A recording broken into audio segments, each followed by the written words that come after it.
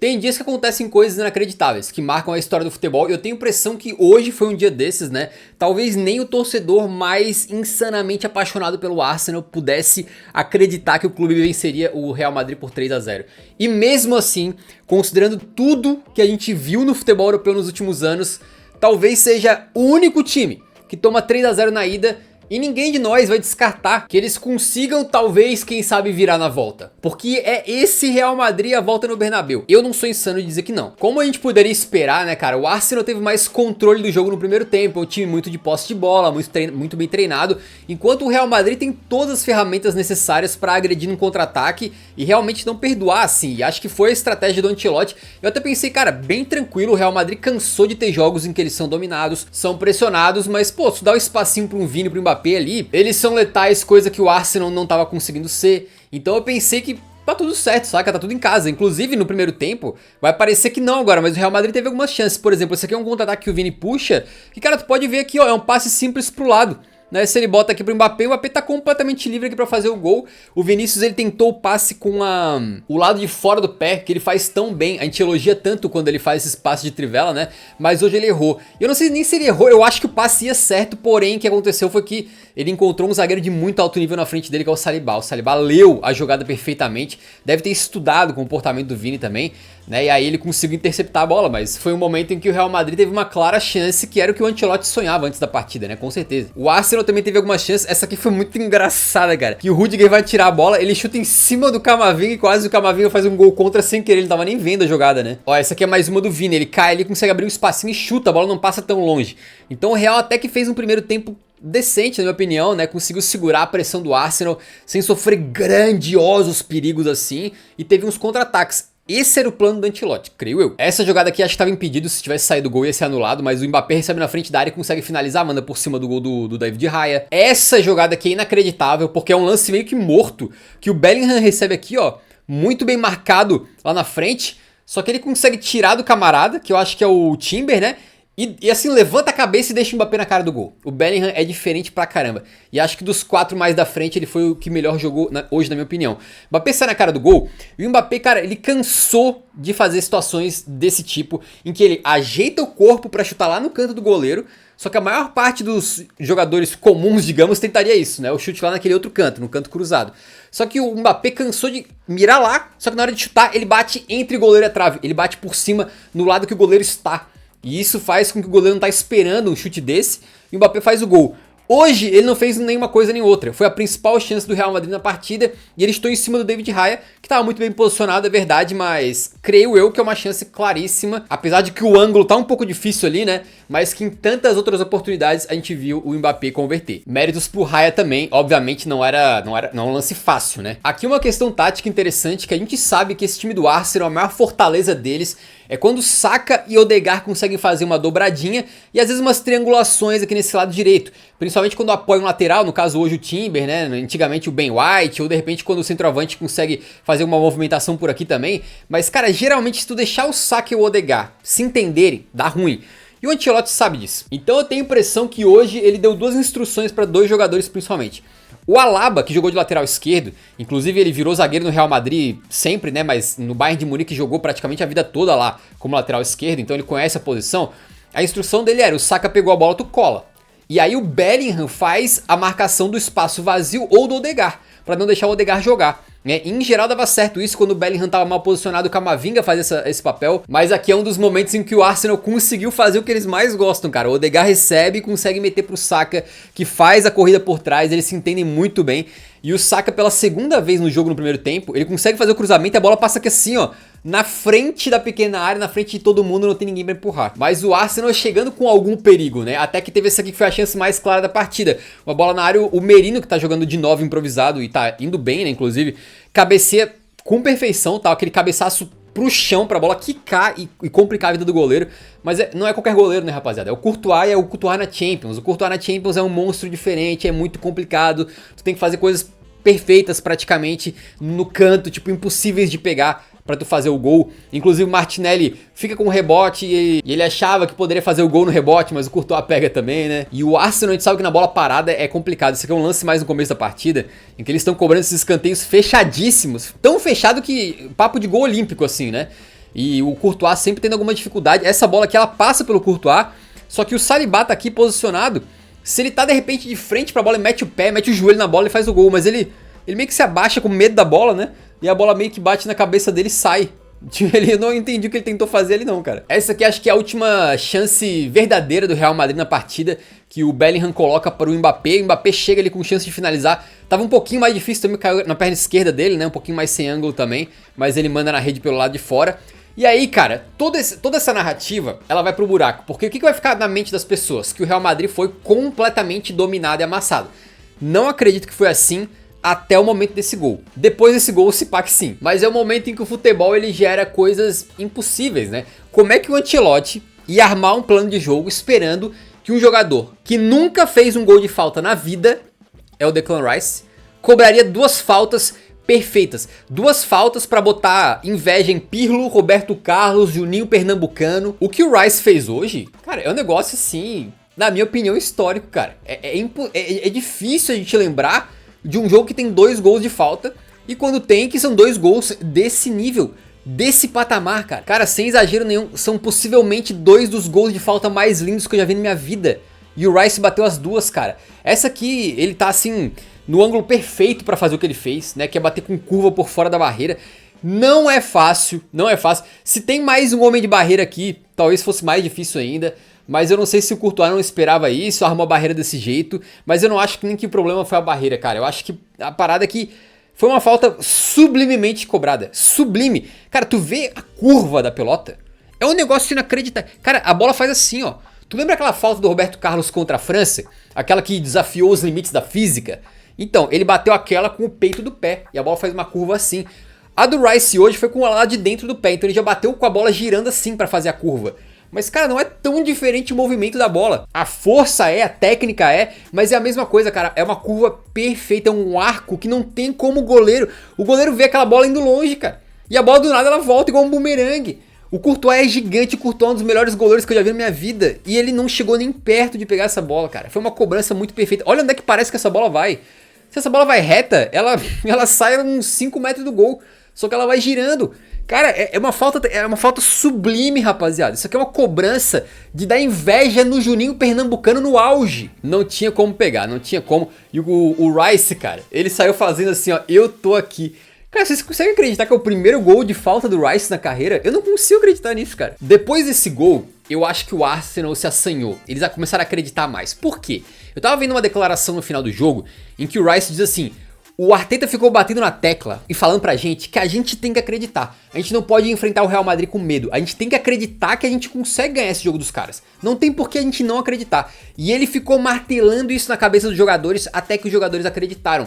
E durante esses primeiros 50 e poucos minutos de jogo, eu até acho que o Arsenal jogou bastante bem, de forma bastante corajosa, de que dominou o jogo, mas eu já vi muitos times jogarem assim contra o Real Madrid e tomarem bucha de qualquer jeito. O que eu acho que mudou a chave foi esse gol do Rice, cara. Quando eles fazem esse 1 a 0, eu acho que o Arsenal começou a se comportar como um time que acredita e que, tipo assim, não tem mais medo do adversário, entendeu? Esse lance aqui foi bizarro. Cara, como que o Real Madrid não tomou mais um gol aqui? É um negócio que só o Real Madrid mesmo. Se fosse o Tottenham, a gente tinha tomado 4 gols só nesse lance. O Martinelli entra na área, canhota perfeitamente, um fuzilamento, né? O Courtois tá bem posicionado e pega. No rebote, o Merino pega e manda pro gol.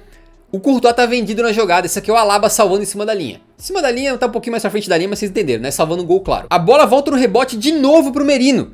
E o Merino manda uma pancada que ia no teto da rede. Uma bucha.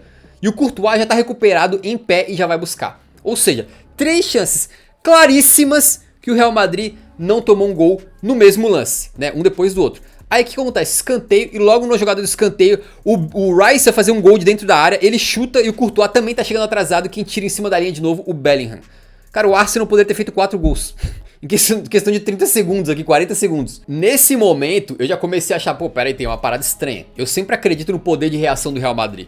Eu acredito que se os caras estão perdendo de 2 a 0, 3 a 0, não tem problema, eles vão ser cutucados e em algum momento eles vão conseguir reagir. Só que isso aqui começou a ficar estranho. E aí quando teve essa falta aqui pro Arsenal, cara, eu falei, porra, não é possível. Não, a falta é muito perfeita, né? Ela parece aquelas coisas de videogame quando tu bota assim pra treinar as faltas, sabe? Que tu escolhe a posição perfeita que tu quer bater. E depois de bater uma falta como aquela que bateu, eu não consigo imaginar que nosso querido Rice ia fazer o que ele fez aqui. E talvez isso aqui tenha sido tudo muito bem treinado, não só porque o Rice tá fazendo gol de falta, sendo que ele nunca tinha feito nenhum na carreira, como tu pode ver o posicionamento dos jogadores do Arsenal, que eles estão aqui, ó.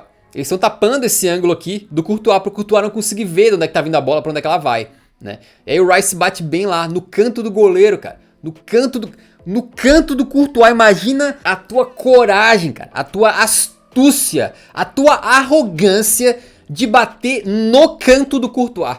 E tu bater tão bem que tu faz o gol. Cara, esse gol aqui é inacreditável. Pra mim, consegue ser mais bonito que o primeiro ainda. Porque ele tem a potência, ele tem a curva e ele entra simplesmente na gaveta.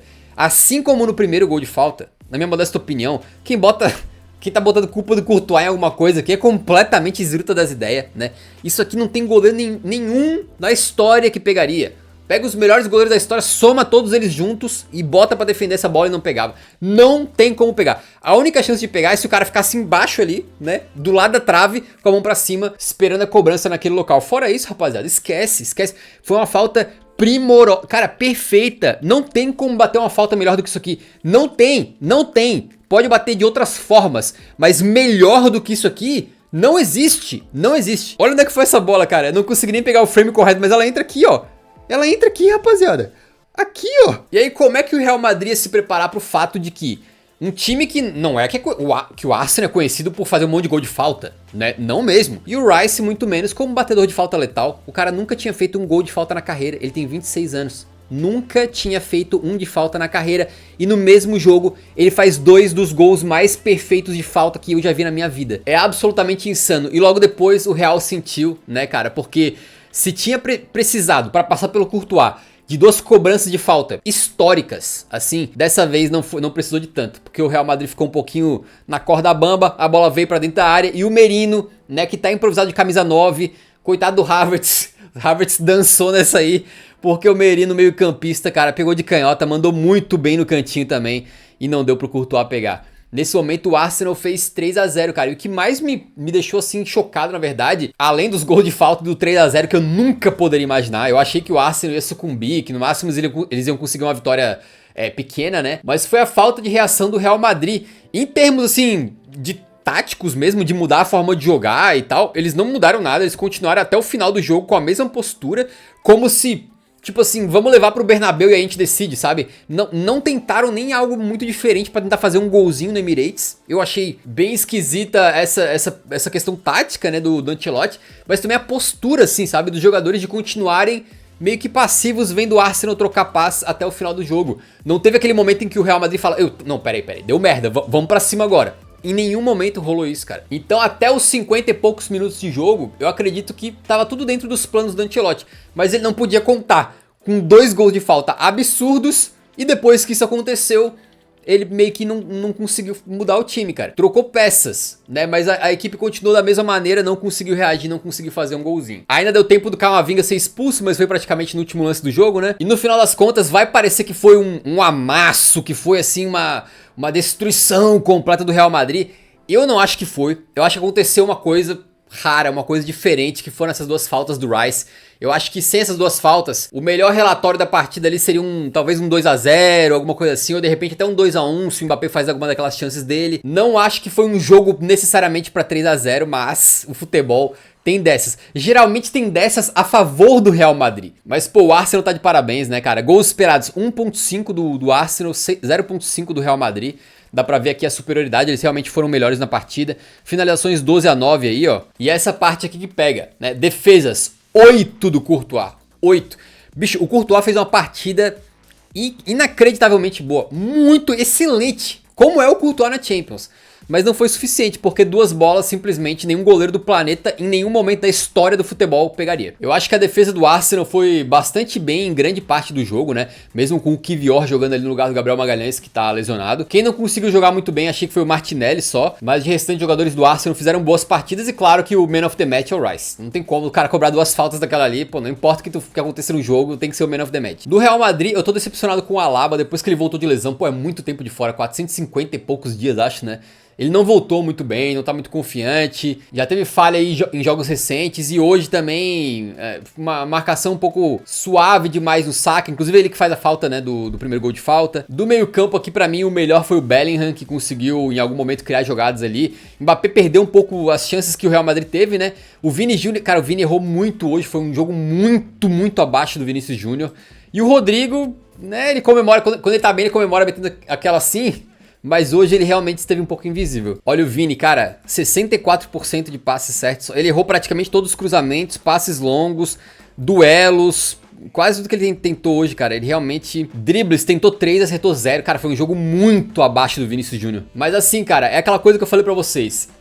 Se fosse qualquer outro confronto aqui, provavelmente já declararia que o Arsenal tá na semifinal.